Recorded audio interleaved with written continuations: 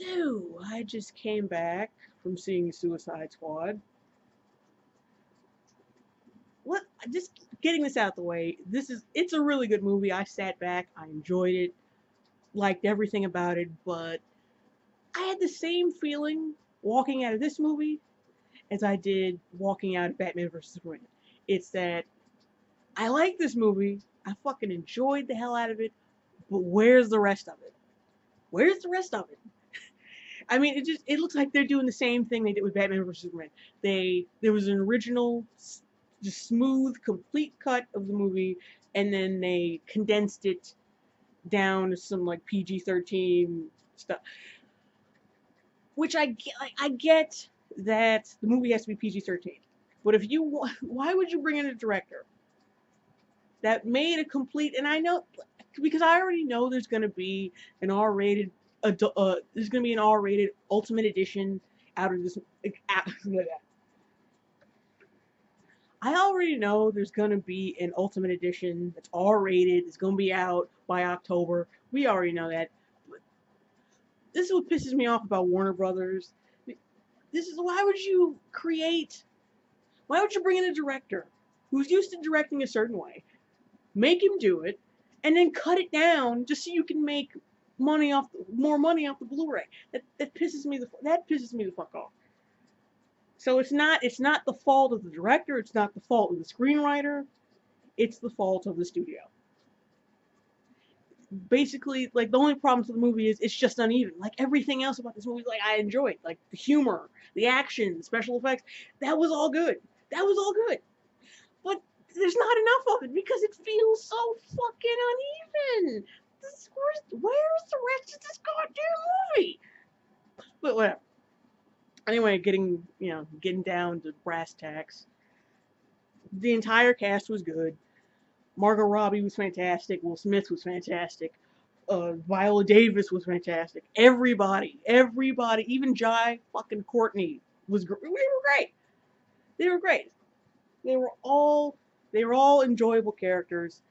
They should have had more meat to them, but like I said, studio decided to cut out. I guess it's got to be the same as Batman vs Superman, like a good 20-30 minutes, but whatever. It was great. I enjoyed it. Um, like I said, all the performances were great.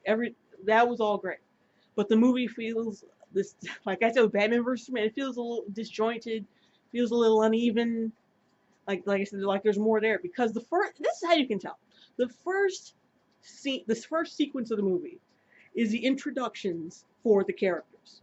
They introduce all the characters, and then the real movie starts, and it feels a lot smoother. Like you can feel like, okay, wait, that would look like it was just for like like a special feature on the Blu-ray or something. That feels like that's something. It just didn't feel like it.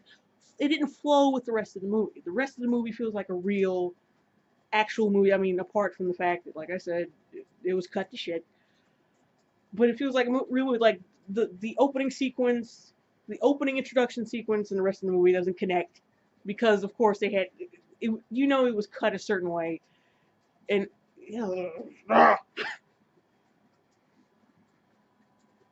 but yeah, uh, yeah, the first maybe 5 to 10 minutes was just character introduction, and then the rest of it was it felt like a better movie, like it was smoother. It's like they had to let's hurry up and get all the characters' introductions out the way so we can get to the movie. But I bet that those were supposed to be spread out throughout the entire movie. But like I said, the way it's cut, they had to condense it within the first 5 to 10 minutes.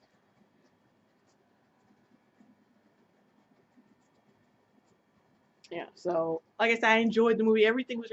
I think the only bad performance, or like the only performance that wasn't that good, was the chick who played Enchantress. It's not that she was bad. It's just she wasn't as good as everybody else, and it was noticeable sometimes. It was really noticeable sometimes. See, I like a lot of shit about, like, you can just tell watching this movie there was some shit that was in it that that was gonna tie a lot of other things together, and it feel like someone ripped parts of this movie. It felt just like how they did Batman versus Superman, the theatrical version.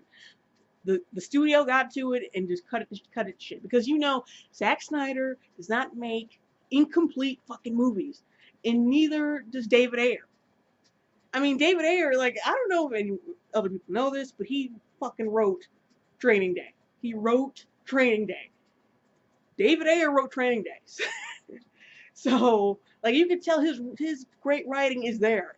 But like I said, the studio felt that they wanted to make some extra money, so let's just cut it to shit and just sell the full version in 2 months when we released it on Blu-ray. Which, yeah, so that fucking angered me.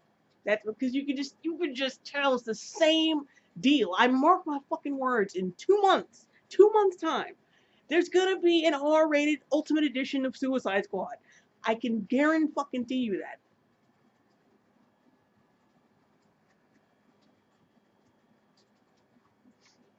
So anyway, I think I'll give a much better review later. I don't know when, but I just wanted to get this out now because it just pissed me off. Like, I'm walking out of the fucking theater, like, oh, this is really good, but there's something wrong. Like, it's the same exact feeling I got walking out of Batman vs Superman. Like I said, that's how I feel about the movie. I'll come out with a full review, spoiler-filled review, um, probably within the next couple of days. I don't know, but yeah. Good night.